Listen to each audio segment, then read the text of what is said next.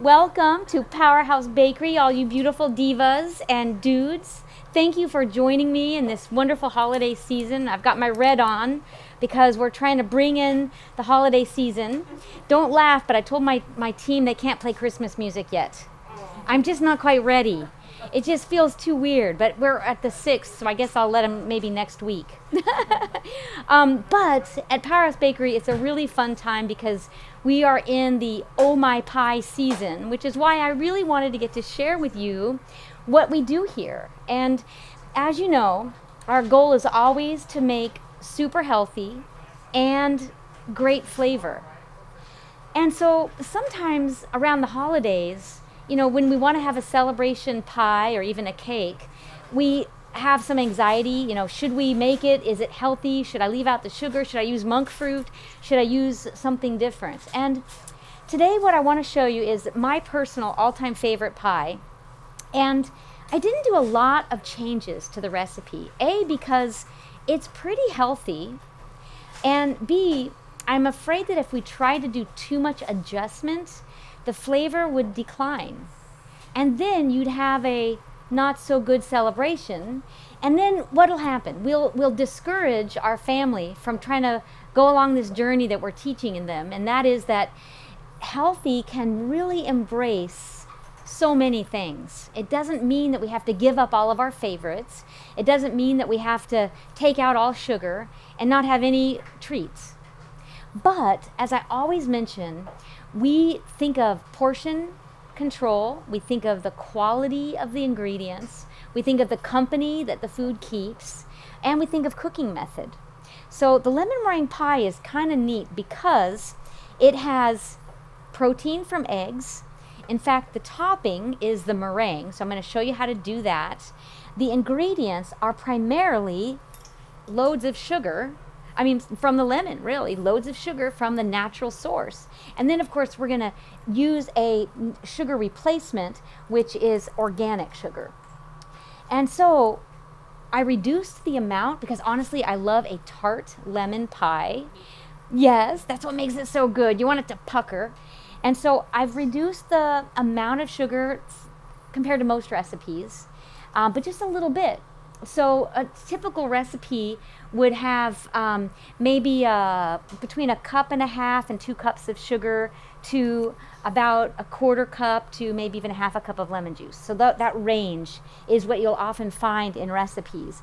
And so what I've done in my version is to lower the sugar as much as possible and then add a higher quality sugar. So I didn't go to non-nutritives. A, because I think it'll not work with the flavor, especially when we already want tartness. We don't want the bitter introduction that non-nutritives offer. So if we're gonna have pie and we love lemon meringue, let's celebrate the vitamin C, all the phytonutrients that we get from these beautiful lemons, and we get some protein too from the eggs. The yolks are gonna be what thickens the curd on the inside of the pie, and then the meringue is going to be what adds the beautiful topping.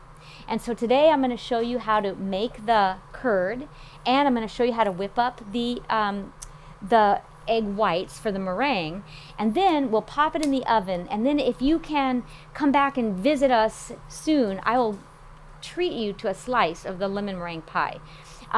The first thing what we're going to do is start the process of making the filling. And so let's get this started because it's going to take a little while for it to thicken. So I've got my my element heating here. I'm going to put it back on. So again, it's not going to be too strict as far as how hot you make it because we're going to start with adding 2 cups of water. And to the water, I'm going to whisk in some cornstarch, so that's this, and my sugar. So I've got my whisk here. So as you know, cornstarch is the way that we really get the thickening process going. So I put it into cold water to start. And I've kind of put them in order there. So the sugar and the cornstarch and the salt go together. And here I've used another upgrade. Instead of just regular old salt, I decided to use Himalayan. And this is just going to take a little while to thicken. So when you're at home, you want to stir this constantly. You just want to kind of keep an eye on it. I'm going to stop and start because I'm going to continue with another item, but I'm going to keep a close eye on it. I've got my power at medium, but as long as you don't have any lumps to start, which is again the key of going with the cold water, it works pretty well. So once this starts to thicken, then I'm going to add in the rest of my ingredients. So I've added my salt, water, cornstarch, and sugar, and then I'm going to add in the egg yolks and the lemon zest. So while this is heating up, I'm going to use these 2 bowls, and I'm going to separate out the yolks from the whites. So I'm going to crack the egg ever so carefully and get the white into one, yolk in the other. So if you have grandkids helping you with this, you have to really watch them because, like I almost did, it's very easy to break that yolk. So you want to, I kind of like it when I find a good half, and that one will kind of be my pourer. And you kind of have to break off that egg white and just plop it in. So each time I want to make sure I don't get any yolk in my white. The yolk is going to definitely ruin your meringue if that happens.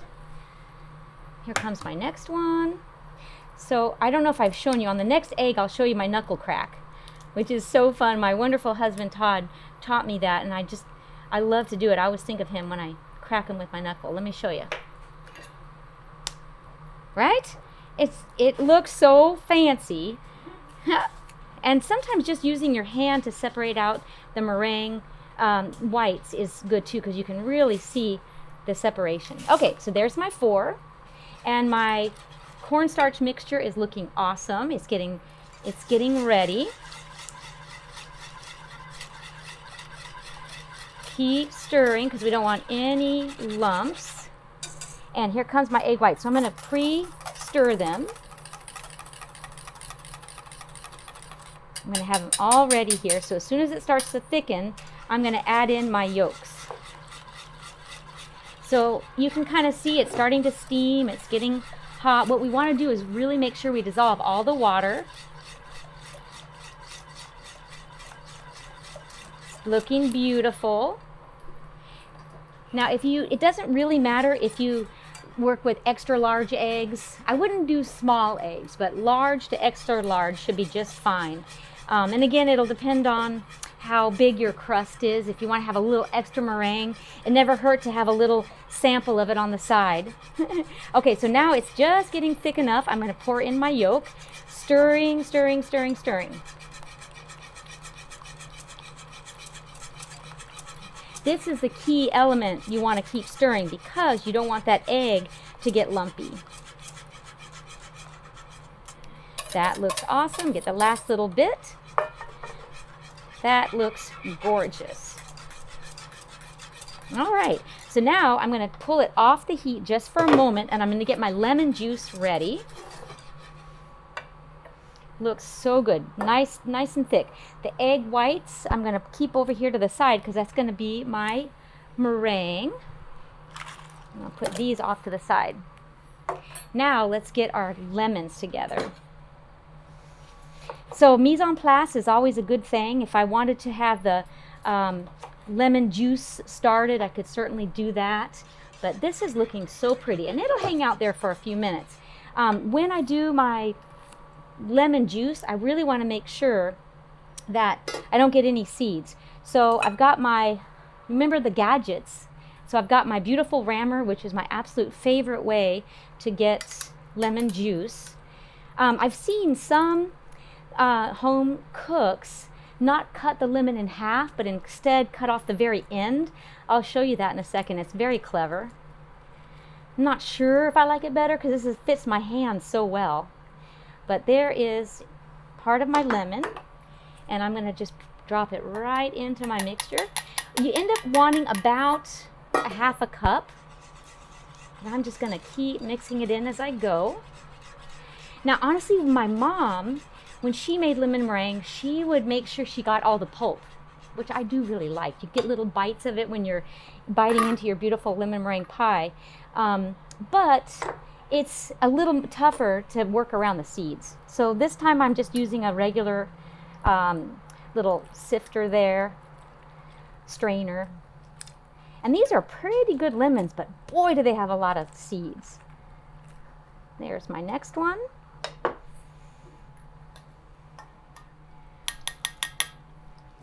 And it's looking beautifully thick. I think what I'm going to do is even use my spoon here and press some of that beautiful pulp down into my mixture.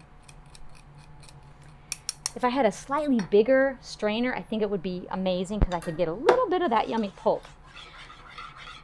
All right, so I'm going to do 2 more lemon halves, and then I'm going to add in my butter. All right, here we go. Now, some lemon pies will have you add cream of tartar to the meringue. Sometimes they'll have you add cornstarch, you know, different ingredients. I, again, like to keep it really clean and simple. So I'd never really add cream of tartar. I think once you see what we do with the meringue, as long as you get pretty stiff peaks, I think it works beautifully. So you don't need the cream of tartar to put in, because I always did. So Yeah. Well, I mean, it probably does help the chemistry of stabilization, but I've never consistently used it, let's say that, and it's always turned out really good.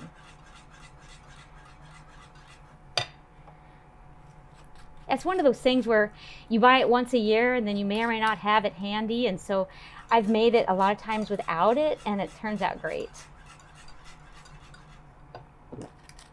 Now, I know I didn't really measure the lemon juice, and you can certainly measure to make sure you get the right amount, but I'm doing, you know, my number of lemons. So far I've done 1, 2 lemons, so 4 halves, and I think we're pretty close to my goal. And now I'm going to put it back on the heat, and I'm going to add in the butter to get it kind of creamy. So let me clear off this again. Put it right back on, just heating it up enough to get that butter melted. It's still nice and hot though. But it's beautiful, bright color. I'm also going to use one of these lemons to add in some zest. So in general, I say try to always use the zest if you're going to use the juice. And I kind of cheated because I cut these, but if I was really planning, I could have done all of my mise en place and had it all ready. Yeah, I don't think all of that. I left a little bit of that salt out of there. There we go. Doesn't that look great? And when it cooks some more, it'll thicken up just a little bit better. All right, so now I'm going to add in my butter. So the butter amount, and I'll write all these up here for you. The 4 egg yolks and 3 tablespoons of butter. So I love how it's always measured for me. So I don't even have to use my measuring spoon. I'm just going to go down to 3 tablespoons. And if you ever feel like, gosh, I'm worried that it might not hold, it might not get solid enough, you can go up a little bit in the cornstarch. Don't feel like you can't adjust that a little bit, because once this boils, it's going to really be nice and thick. But if you boil it too long, it will cause the cornstarch to break down and then go runny again. So we definitely don't want that. Another trick of the trade is arrowroot. If you wanted to use a little bit of arrowroot, you know, at the last stage, like here, that would help to thicken it up if you feel like, oh, maybe I need a little more thickness. But this is looking really good. As soon as that butter melts, I'm going to add in my zest, and then we will be ready to go right to our meringue.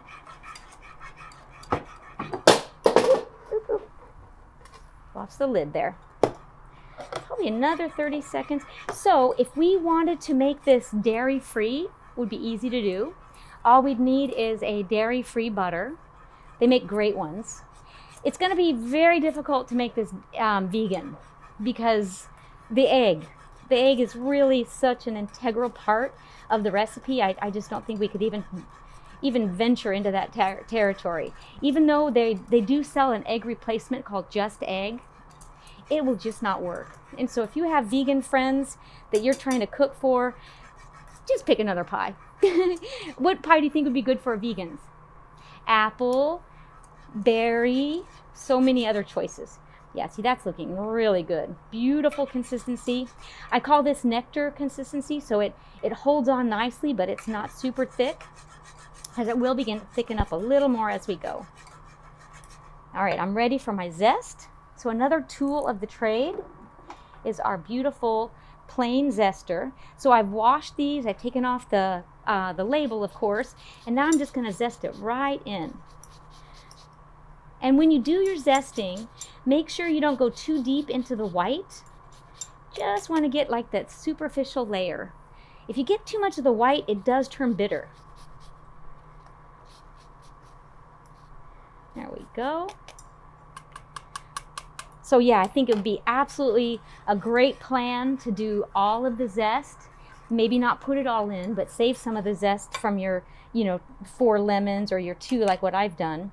And that way you get lots of flavor. This pie is really forgiving because you can adjust the amount of lemon and of course the amount of thickener with that cornstarch.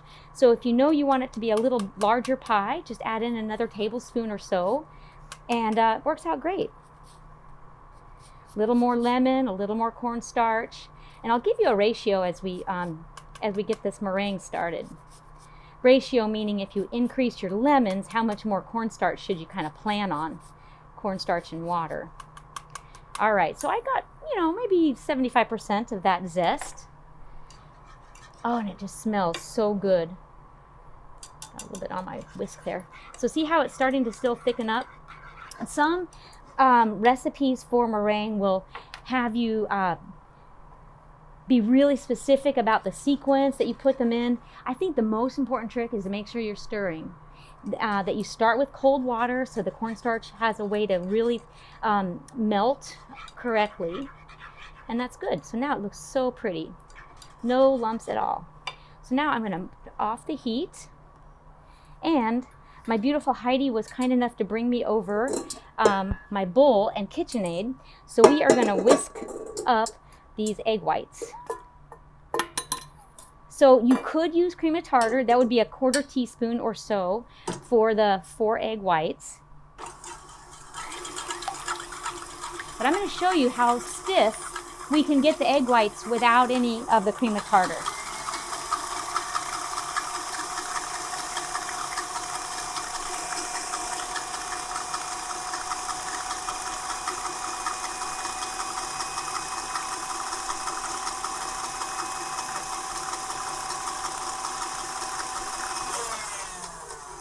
It's not done yet, but I want you to see how quickly and beautifully it's getting bubbly.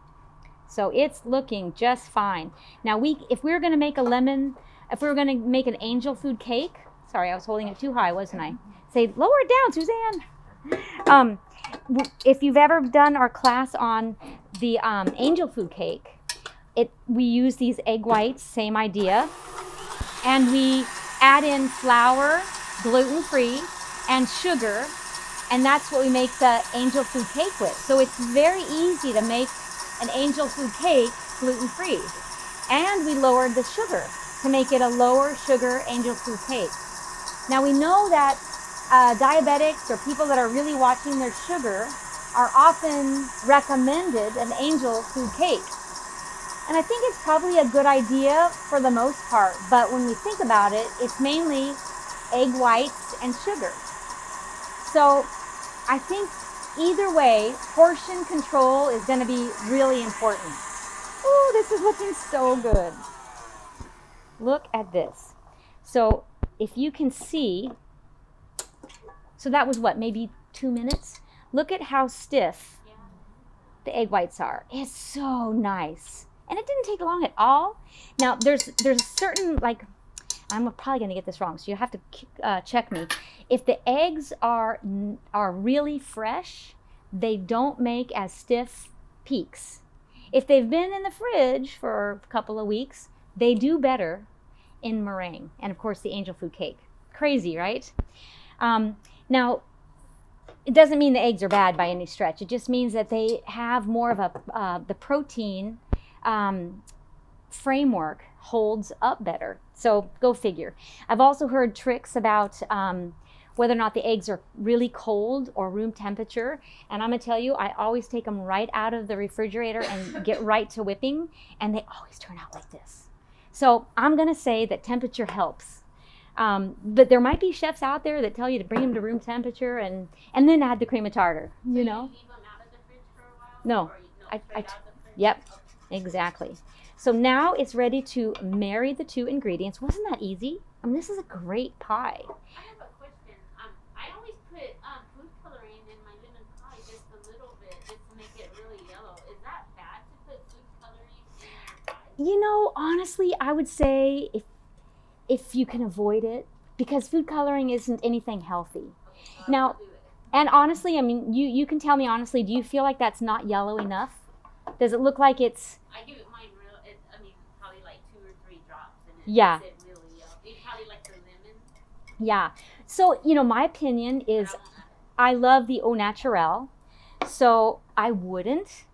But, you know, I mean, again, when you're doing a once in a while event, I think it's not a bad idea to do it the way you like it. But we did in our research around food additives, we do know that all the food colorings are potential carcinogens. So I would rather you not use them. And you kind of get used to it. Now, of course, I could have put more lemon juice. I certainly could have put more zest. And that would change the color a little bit. Okay, so now watch this. I'm going to just slide this over. I don't want to really stir my meringue. And I'm putting it right on the hot curd. I'm sliding it right on.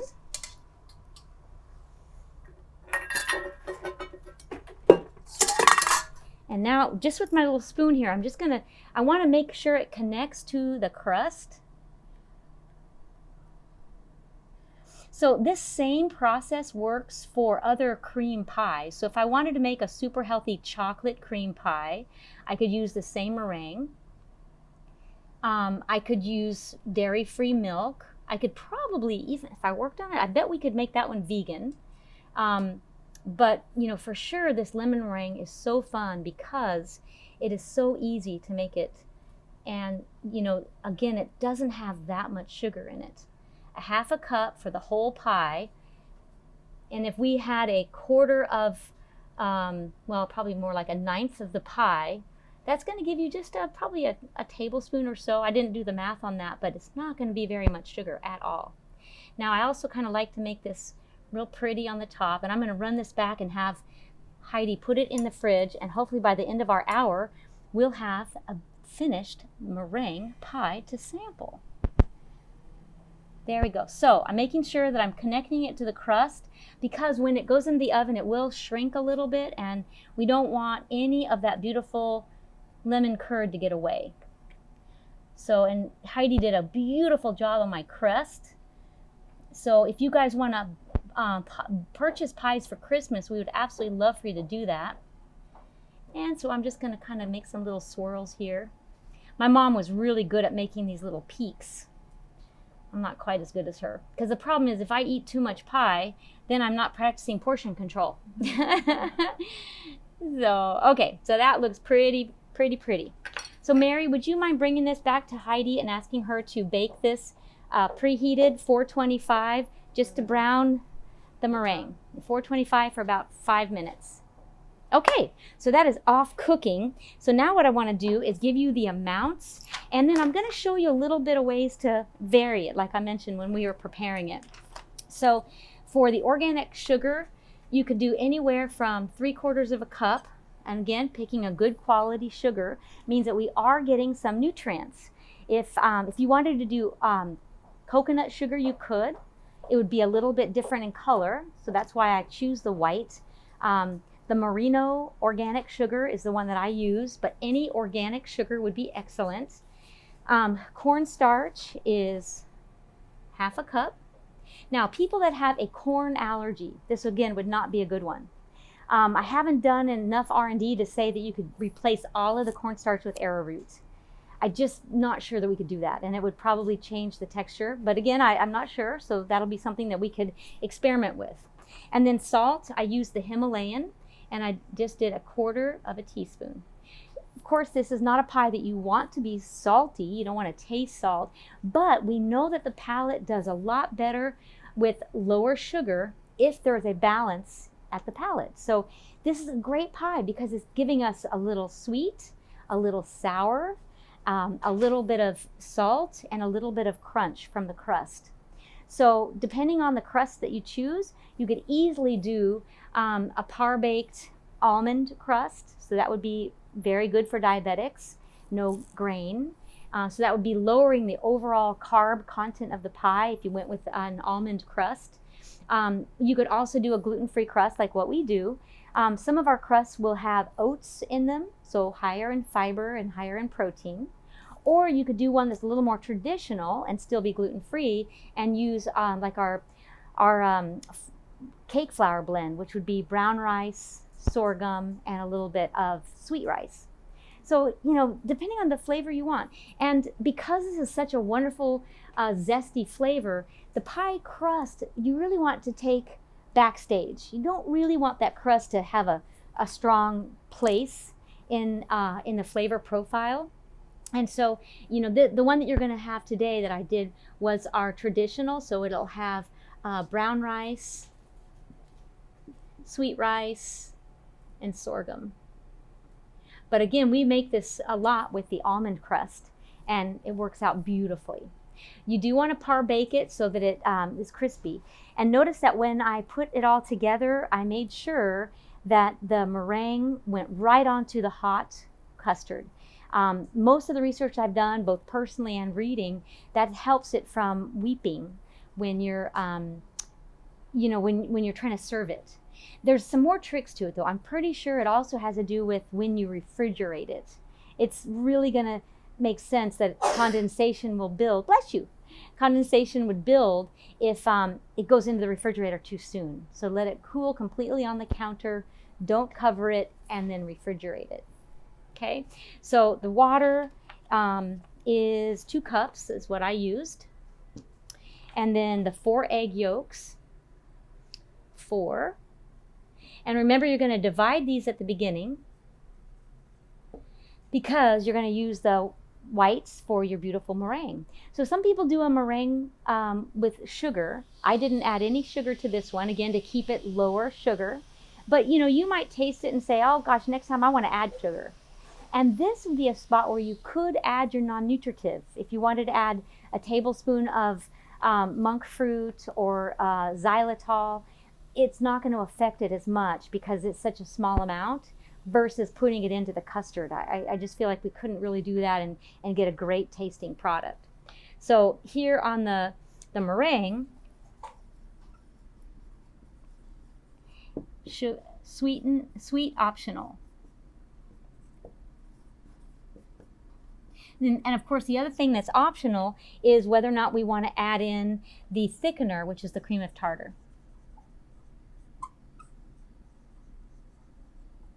So if you were going to add the cream of tartar, what I'd recommend is using a very small amount. Most recipes will tell you a 1/4 teaspoon to 1/2 teaspoon of cream of tartar with your egg whites. So 4 whites, 1/2 teaspoon of the cream of tartar.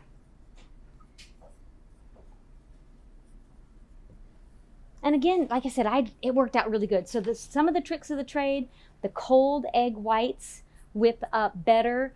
Older egg whites whip up better. Now, I wouldn't say to purposely look for old eggs, but I would also say, gosh, if you're planning on one for Christmas, get your eggs now and, let them age, if you will, in your refrigerator for a week or so. I mean, eggs are funny because, they don't really need to be refrigerated if they're in the shell. They, when the chicken lays them and you bring them into your home, they do fine on the counter. It's only when they are refrigerated that it changes the quality of the shell, and then you have to keep them refrigerated. And so that's when the aging process really happens. So nature is amazing in that, they hold for a very long time on counter if you get them straight from the chicken. Okay, so that's basically the recipe. Again, some meringues will have you add a little bit of salt to the eggs too. Thank you, my dear. You totally read my mind. But I don't really feel like we need that salt.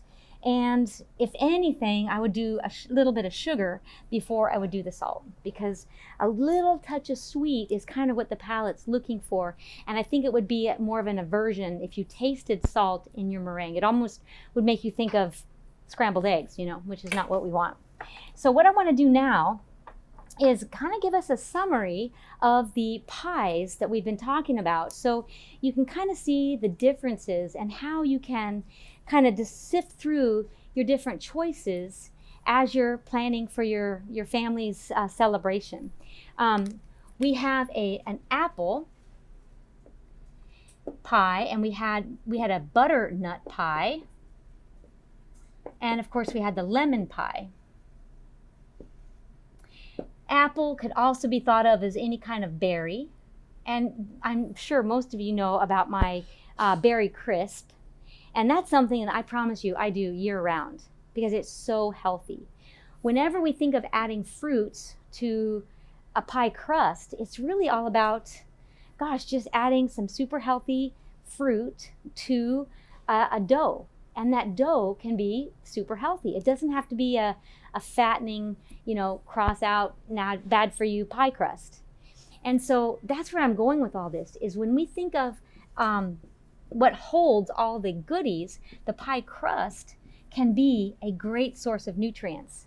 We could add mighty seeds without you even knowing, right? We could add whole grains. We can also pick organic. So when we're thinking about how to go from good to great and still have a fantastic celebration pie, adding antioxidants, adding extra fiber, both soluble and insoluble, are very easy to accomplish. And then some of the mighty seeds that are even easier to kind of be stealthy with, which would be the hemp hearts. So think of hemp, chia, and of course flax. And if you're going to do an oat crust, remember we learned that oats are the highest protein grain. And so when I do a berry crisp or even in the apple pie, we could easily add oats to that pie crust and bump up the nutrition quality. And then we go to the butternut, same idea. Any kind of pie crust works really well with that butternut. It's very similar to pumpkin. I think I'd mentioned that, when you compare it calorie for calorie, it's right on track with being as much, maybe even more, in nutrients, those beta carotene, iron, fiber. So really great options here. And then today, talking about the lemon pie. So here's a great opportunity to get a big dose of vitamin C. It's light. It's certainly going to be low in sugar, probably just about as low as any of the other ones, because we're getting fruit sugar as well as the sweetening sugar. In the lemon pie, you're getting more protein because of the egg.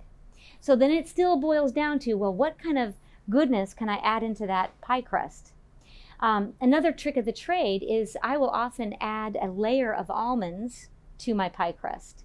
Crush the almonds. So even if I'm using an oat-based crust or a classic crust with the regular flours, adding a little crunch level of crushed almonds gives it a wow factor, and it's increasing the nutrient quality. These little seeds, though, are always going to be fantastic. Thank you. Bring it on over, Miss Heidi. Oh, yay. There is the beautiful pie. Oh, you are the best, my dear. While she is here, I want her to just turn around and take a bow. She is my fabulous baker. I always pick them tall. And she has been mastering our cinnamon rolls. And so she's going to be doing the cinnamon rolls with us when it comes around. So stay tuned for that. I can do them with my eyes closed tonight. Woo! I'm going to hold you to it. I love it. Thank you, Miss Heidi. So look how pretty this turned out. I love it has that little crack in the top that gives it sort of a sense of depth and beauty. And once it cools, we are going to slice it and try it. So thank you so much for joining me with our Oh My Pie season, and look forward to having you try our delicious meringue pie. See you soon.